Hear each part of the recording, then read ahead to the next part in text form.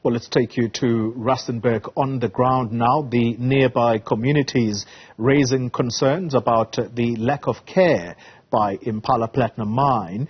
They claim that for years the company has been failing to address some of the challenges raised by locals. Newzroom Afrika's Ziniko Mhlaba is on the ground for us and he joins us live. Ziniko, good morning to you once again. So the community members, how far have they gone in that quest to try and get an audience with the Impala Platinum Mine management? Well, Xoli, we'll get an answer to that question in a moment, as we'll be speaking to an RSC member of Ziniko, an organization that is a former structure that is the voice of community members. They are saying, actually, they were saying to us before we came to it that they've been trying very hard to get, an audience from the Impala mine. But let me not say much. Ukhona apha uTata uSicelo Cabe, who is an RSC member of Ziniko here in Rustenburg. Tata, thank you very much for speaking to us. You are saying that it's been a struggle for you as an organization representing members of this community to get an audience from the Impala mine. Yeah. What does that mean? What is it that has been a problem? The problem, it was the issue of a meeting with the Impala management. We were informed by some of the workers of the Impala on Tuesday that there are workers who get injured, and while they were there was an injured. The management, they were not able to announce publicly that there was this element until we were invited by some of the stakeholder. Well, we get there. Some of the top management, they denied us the access to get through. And then we struggled. And you must bear in mind that we were not alone. It was the regional committee from the Bujanala, and also it was the provincial committee from the Northwest Province. And we were also blessed by the national committee that were on scene. So Ziniko said, they were ready to retaliate further if the Impala refused to give them the access and give them the outcomes on what transpired in 11 shaft. I mean, so you're talking about not getting access and information regarding this recent incident that took place. Yes. So you had to threaten them. Yeah, we have to threaten them. That's true. We have to threaten them because of their denial.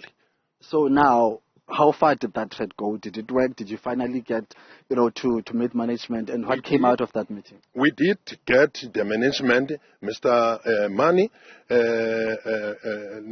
by the name of Mr. Prinsloo. We were told his name is Prinsloo. He then get us in a bedroom, in a boardroom, to address whatsoever as we were addressing our grievances of their resistance. Then we were able to be addressed and to be updated.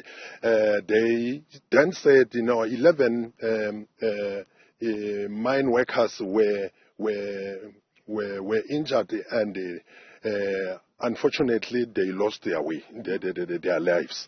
Then it happened that 27 of the workers were injured, were taken to the hospital. Now, some of the staff members which are in the top ranks of the Impala 11 shaft were suspended. So kuthiwa ngobani abasuspendwe mhlambi basuspendelwe ngento emalunga nale ngozi eyenzekileyo okanye mhlambi it was a separate matter?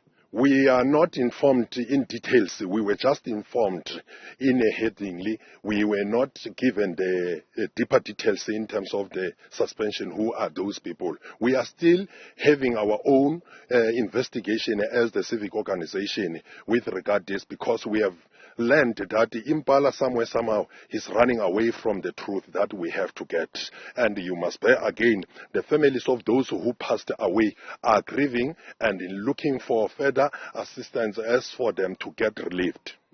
So did I talk to us about how the families are doing? What have been their challenges? What are their frustrations from what you understand as they come to you to express their frustrations? What are their major problems? Their major problems is because of the loving father, loving brothers, and also loving mothers who are working, who were the breadwinners putting the bread to their families. Now, it sounded as a surprise to them after being informed that their family or fathers are no longer with them due to the duplication of the operation of the mining system. So now we had to make some arrangements with some members of SAM and some members of the community to visit and mourn with them. Ingaba ke ngoku, because a company has been saying that it's reaching out to them, is offering help. Is that the reality? Are the families that have been coming to you receiving any help from the company?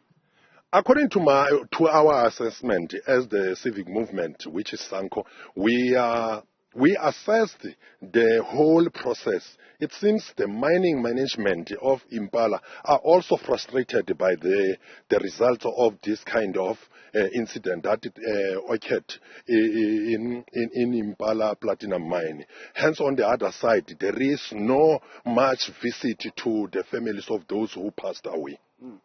Kukho tata ingxelo ezithi mhlawumbe kusenokwenzeka into yokubana the numbers that we are being told are not actually, a true reflection of the incidents. Ingaba ikhona into enjalo nina eniyipick up into yokubana ingathi le number reportwayo is not actually the real number of people who have died? Yes, we were informed by the council yesterday, later on, that the number has been increased. Those who have passed is 16 people. Yes, which from 11 until to 16 people. So now we are still waiting as SANCO to find more results about the incident that transpired at 11 shaft. It might happen that we might have more numbers than 16 numbers again. Yes. Okay. Thank you very much. Thank you very much. Thank you, sir. That's Mr. Gawe there, who speaks for SANCO here in the Rustenburg region. Shocking, Koli. And the reason why I asked that question, that last question about the numbers and some discrepancies, there are people who've been coming to us and also just checking if we are really sure about the numbers that we've been told by the company, but that's something that will need to be independently verified and also try to get a voice from the actual mining company in terms of the reality of the numbers. So that's something that needs to be followed up as well with the relevant authorities. So however, as he said, that it's been a struggle for civil organizations, for NGOs and stakeholders of the mining company, to have access to the full or at least preliminary report in terms of what is it that they have found to have caused that incident. And from our own interaction with the company, it seems as if, there is some action or some attempt to close ranks, because there are some workers. The worker we spoke to yesterday, in condition of hiding identity, just called us about 30 minutes ago before we came to air and was indicating that there is a possible meeting that will be happening tomorrow where some mine workers who refused to get into shaft on that day will be called to order, and they'll be briefed in terms of how they should interact, how they should stay disciplined without interacting with the members of the media, without sharing any information with the members of the media. So there's that development, there's that attitude that we are also picking up as journalists, especially with us as Newzroom Afrika, because we are the one who've been trying to, focus on various aspects of this particular story. So that's the sense, but we will see how things unfold throughout the day. But from us at this point, that's the sense that we're getting, Mr. Mgambi. Ziniko Mhlaba, thank you very much. Live for us in Rustenburg there, talking to SANCO, the South African National Civics Organization, and a very, very interesting element here, which is what we began with, if you recall, at the start of this show at 9, and that is to suggest that some people, there does seem to be this disquiet around the number of people who have died at this mine. So the official number right now, and that we have to emphasize, the company is saying it's 12 people who have sadly lost their lives, but there are those who are suggesting, and as interviewed by my colleague right now, who says that their figures, at least from what they are being told unofficially, is that that figure is at 16 and that potentially that could grow, but we have to stress that that is the speculative figure. The official figure is that 12 people have lost their lives.